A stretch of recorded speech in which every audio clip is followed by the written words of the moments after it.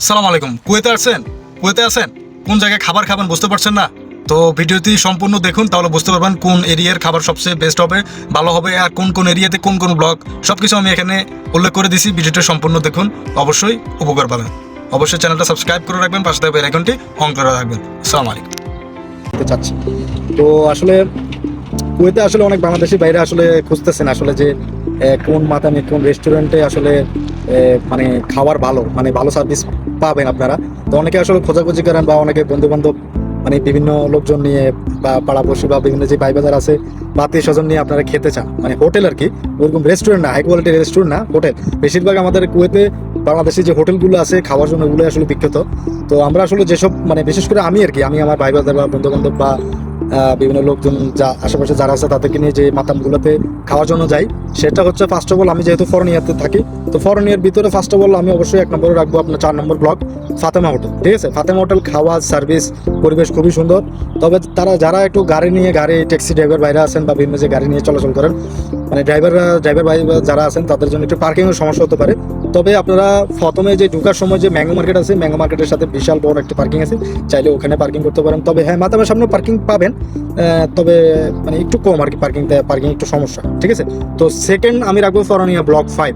এটা নতুন মাতাম, এটা মনে হচ্ছে মায়ের দোয়া এরকম একটা রেস্টুরেন্ট, তো মাতামটার নাম আর কি। তো ওইখানেও ভালো সার্ভিস দেওয়ার চেষ্টা করে তারা, মোটামুটি ভালো পরিবেশ, ভালো খাওয়া দাওয়া। ঠিক আছে, ওইখানে আবার পার্কিং ভরপুর আপনি পাবেন, আশেপাশে পার্কিং অনেক অনেক পার্কিং। ঠিক আছে, তো সেকেন্ড আমি রাখবো, সেকেন্ড যে এরিয়াটা আর কি, সেকেন্ড এরিয়া রাখবো আমি সালমিয়াতে মমতাজ হোটেল 6 নম্বর ব্লক।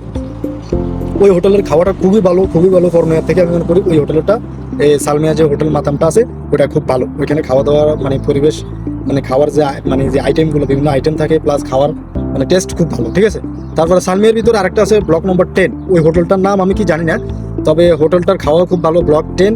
তবে আমি পাকিস্তানের একটা হোটেল ওইখানে চিনি, ওইটার সাথে পাকিস্তানের একটা হোটেল আছে, ওইটার নাম হচ্ছে সাফিনা রেস্টুরেন্ট, সাফিনা হোটেল। তো সাফিনার সাথে আপনি বাংলাদেশি রেস্টুরেন্টটা পেয়ে যাবেন। তো সাথে একটা গ্যারেজ আছে, হিন্দি কেরালা গ্যারেজ আছে, ওই গ্যারেজে অনেকে আবার গাড়ির কাজ টাজও করে। তো ওইখানে যে 10 নম্বর ব্লকে যে বাঙালি হোটেলটা আছে, ওই হোটেলের সামনে ভরপুর পার্কিং আছে, আশেপাশে আপনারা ভালো পার্কিং পেয়ে যাবেন। তারপরে এই হলো ফার্স্টে হলো ফরনিয়া, তারপরে হলো সালমিয়া, এখন থার্ডে আছি আপনার মাহবুল্লাতে ব্লক নম্বর 3 আমি রাখবো সবার আগে। ব্লক নম্বর 3তে যে একটা মাতাম আছে, ওই মাতামে আসলে আমি মনে হয় গত 2 দিন আগে মনে হয় খাওয়া খাইছিলাম। তবে ওখানে প্রাইসটা একটু বেশি, গরু মাংসের 1.5 দিনের করে 1 দিনের 400 করে রাখে। তবে খাওয়া খুবই ভালো, মাংস যে পাকানা গরু মাংস যে পাকটা করে খুবই অস্থির। আপনারা যাইলে আর আসলে খেতে পারেন, খুবই ভালো উন্নত আছে। আপনারা যে রিভিউগুলো দিতেছি আমি, যে বাংলাদেশি ভাইদের জন্য বা কুয়েতে যে হোটেলগুলো আছে, রেস্টুরেন্টগুলো আছে, খুবই ভালো। তো মানে মাহবুল্লাতে ফার্স্ট অফ অল আছে আপনার ব্লক নম্বর 3, তারপরে সেকেন্ড হচ্ছে ব্লক নম্বর 1 মাহবুল্লাতে।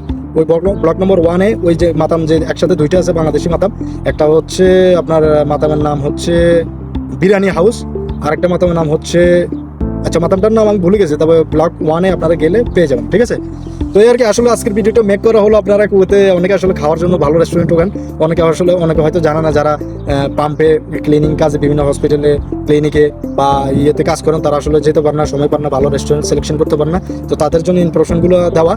তো এই আর কি, সবাই ভালো থাকবেন, সুস্থ থাকবেন, আল্লাহ হাফেজ, সালাম আলাইকুম।